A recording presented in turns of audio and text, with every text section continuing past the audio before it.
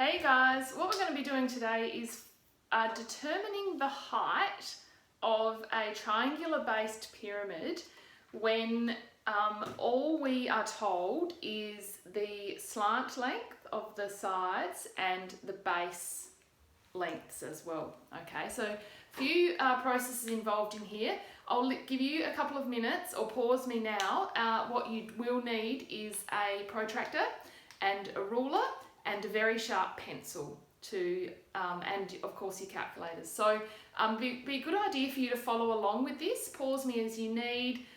This is definitely a skill you're going to need in your folio. So it might be a good idea to practice this technique. Okay, so let's go. So we are told that our triangular based pyramid has base lengths of 4, making the base an isosceles triangle. And we're also told that the slant length is 5 centimetres on all sides. Okay, so what we need to do is find the height of this pyramid. And if it had a hole in the top, we could stick a little skewer down there and measure the height, but it doesn't. So we need to actually do that mathematically.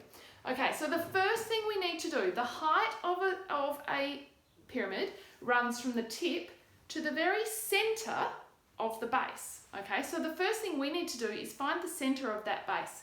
So what I've done on this diagram here is you can see that I've done a perpendicular line for all of the points.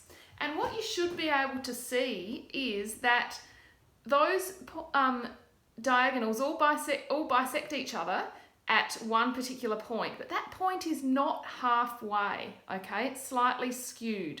So what you should be able to see is that we've got a longer length here and a shorter length here. So what we're going to do is we're actually going to construct our base, and we are going to find that centre point, and we're going to measure it with our ruler, and that's how we're going to find the length we need to be able to find the height. Okay, hang in there, bear with me.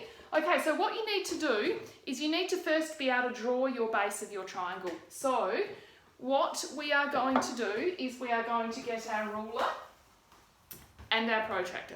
Okay, so the first thing you need to do is get your ruler, and we know that the base length is 4. So we're going to draw a 4 centimetre line to start with.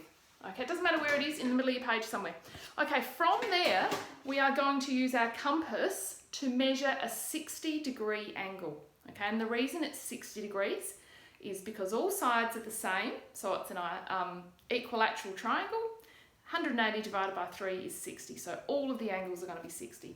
So we need to measure a 60-degree angle. So I put the middle of my compass, that little T, on that line there, and I measure around to 60 degrees and I put a dot. Okay, just one dot is fine. Then I'm going to get my ruler and I'm going to connect up that dot with the end of my 4 centimetre line, and I'm going to draw another 4 centimetre line. Okay, now if you do that angle perfectly and you've got 2 perfectly measured 4 centimetre lines so far, all you now need to do is connect those 2 up, and that line should also be 4 centimetres. Okay, so we've constructed our equilateral triangle with 4 centimetre sides. Now we're going to bisect, do the bisect at the bottom. So we're going to find halfway along 4, and we're going to put a mark there, and we're going to connect that with the apex over there. Then we're going to find halfway along this line, connect that, halfway along that line, connect that. And you'll find that those lines all cross at a point. Okay, now this is the bit that you need to, this might be hard to envisage, but as you can see, these points here are the points that our slant come from. Okay, so this is going to be one of the sides. This is going to be the hypotenuse. This is going to be the base, and then we're going to find out what this height is here. Okay, so on this one, we're going, this is now going to be the hypotenuse. This length under here is the base. Okay, so we've got our base, our hypotenuse, and we're going to find the height that goes straight down the middle. in a moment, okay? So we actually need the longer length of this lines that we've constructed. So we need this longer one because that's the one that runs or connects to this hypotenuse here. Okay, so we need to know the length of the longer one, and we've measured that with our ruler. I measured that out to be 2.3. So I can now construct my right angle triangle, and I can find the height of our pyramid. Because I've got this length here, which I've just determined. I've got this slant here, which is the slant of the side of the pyramid. And now I can work out what the height is using Pythagoras.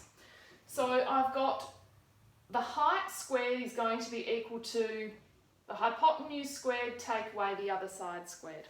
Plug that into my calculator. I end up with 4.4 units, because it's a length, so we don't need to square it. Okay, now that we have that height, we can find the volume of that pyramid, okay? So back to volume, we know that the volume of a pyramid is 1/3 of the base area times by the height. Okay, now we've got the height sorted, so that's good. Now we need to work out what the base area is.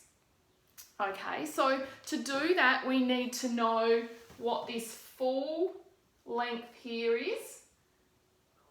Okay, because the area of this is going to be half of this base length times by the height of that triangle.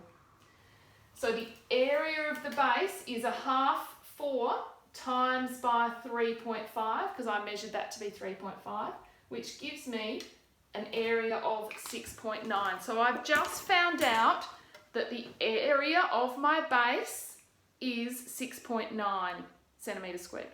Okay, now to find the volume, I'm going to do the area, which I've just found. I'm going to times it by the height, which we found before.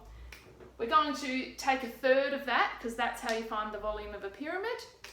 And we're going to end up with 10.12 units cubed.